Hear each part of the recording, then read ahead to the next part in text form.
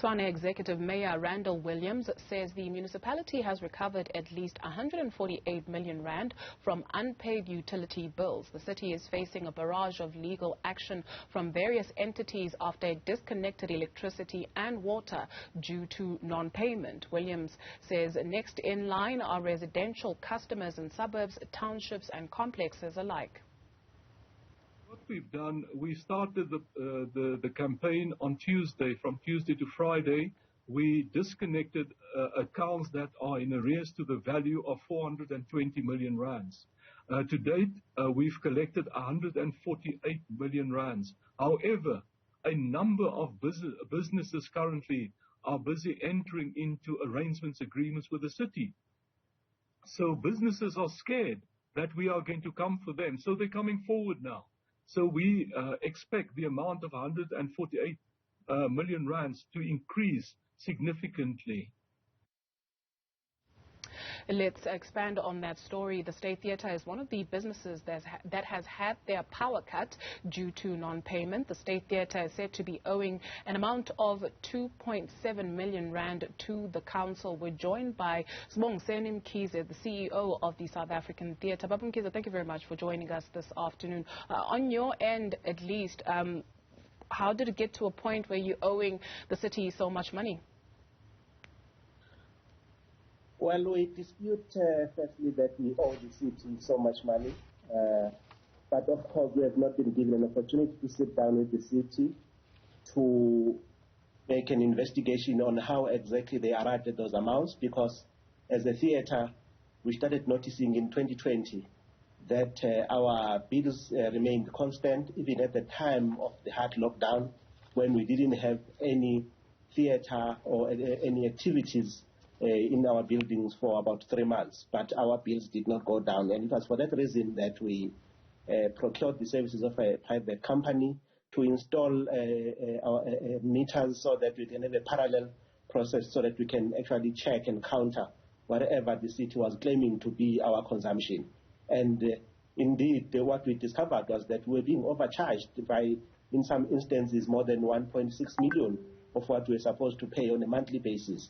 It was for that reason that we then approached the city and lodged a dispute, and it was based on that understanding that while we are paying what our meters are saying, whatever the city was claiming we were owing was subject to dispute, and therefore we're still waiting for an opportunity to sit down and resolve the matter.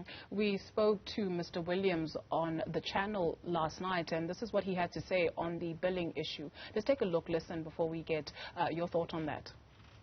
What we've also done, we've made available other channels for residents to submit their actual readings.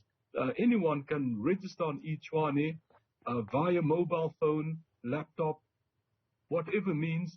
You can register, you can submit your actual readings, and we will then bill you on your actual readings. What we further have done, we're changing the way we're going to deliver the services to the residents and to businesses. We're changing from a postpaid consumption to prepaid meters. We've already installed 380,000 prepaid meters. We still have to install more than 600,000. Your thought on that, sir? Well, I do appreciate the mayor's perspective and the position of council, but from our position as the State Theatre, I can say we did submit our readings to say to the city, this is what our meters are telling us. But unfortunately, instead of giving that process an opportunity, we were hit with a power cut on Thursday. But I must also say that it was very disturbing because the first team that came on Tuesday, we were able to explain to them, to say, this is the situation, we have lodged a dispute, and they went away. And then there was a new team that came on Thursday, and the argument was that they know nothing about what happened on Tuesday, and therefore their mandate is to switch off. So it was very unfortunate that we had to go through that as a State Theatre. When we consider ourselves as a partner to the city, and if one were to go to any other place, anywhere in the world, cities do look after their premier cultural institutions, and we are hoping that we'll be able to repair the relationship so that the city understands the significance of having a theatre of our size within the city center, and so that if there are any disputes, we find a way of resolving them without resorting to power cuts. The due date for payment is set for the 2nd of March 2022. To date, how much have you been able to pay back? Well, we were able to pay about 1.7 million under protest because we believe that we are not supposed to pay that amount of money, given the fact that our meters show that we consume far less than what was being charged. In the meantime, we will engage the city so that we don't find ourselves in a situation in which we become subject to this attitude of just cutting off, because the attitude is we switch off and then we can negotiate or make arrangements later. Our view is that I think there can be a more proactive way of addressing this matter than the way it's being done at the moment. How has the work of the theatre been impacted? Are people able to come see shows? Also, are you still without power as we speak? Well, we do have power because after we paid on Friday morning, which was another disappointment because we paid at 6:30 in the morning. We didn't sleep, of course, because of the stress of the power disconnection. We woke up very early in the morning, made the payment, and we were promised that we would have electricity by 9 o'clock on Friday morning. And it's very sad that we had to wait until 3:30, so about 9 hours later.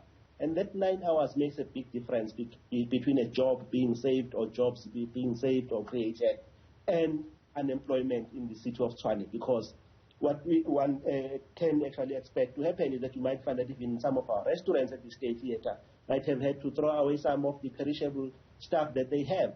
So, yeah, it was unfortunate, but I think I'm happy to tell everyone, the people who love arts, culture, and entertainment, that the State Theatre was able to restore all its activities. On Friday, we have been running full steam, full house, all our shows from Friday. And I think even today at 3 o'clock, we are still on. So I think the show goes on no matter how difficult the things are. There is always the triumph of the human spirit. Mkhize, from what you have been explaining to us, did it have to get to this point? Please do correct me if I'm wrong, but it does not sound like you had a cash flow issue or you had a budget issue. Your issue of contention was the billing. So why not have had paid, what was owed to the city and then have discussions about being incorrectly billed, and if a refund was due to you, that's what you would have gotten? Well, maybe I didn't express myself clearly. As an arts institution, we don't have that situation of always having money available. Cash flow, yes, it is a problem. Of course, we had to make plans, we had to shift things around, but having paid that 1.7 million, it means we are going to have a cash flow problem going forward. It means we'll have to move our programs around, change things. Even if there were programs that would have benefited artists for the next 2 months before the end of the financial year, we'll have to defer some of them because of the impact of the money that we had to pay. But like I said earlier, the State Theatre has always paid. So it doesn't mean that we're not paying. We were paying, but we're not paying the amounts that were being demanded by the city because we felt those amounts were not justified, given the fact that, in fact, they couldn't even find some of their meters that were written on their statements. And we asked them, please show us where are those meters that you're talking about. So we are talking about a system that's old, the infrastructure that is obsolete, that needs to be renewed by the city, not by the state yet. Thank you very much for joining us this afternoon. Sibongiseni Mkhize is the CEO of the South African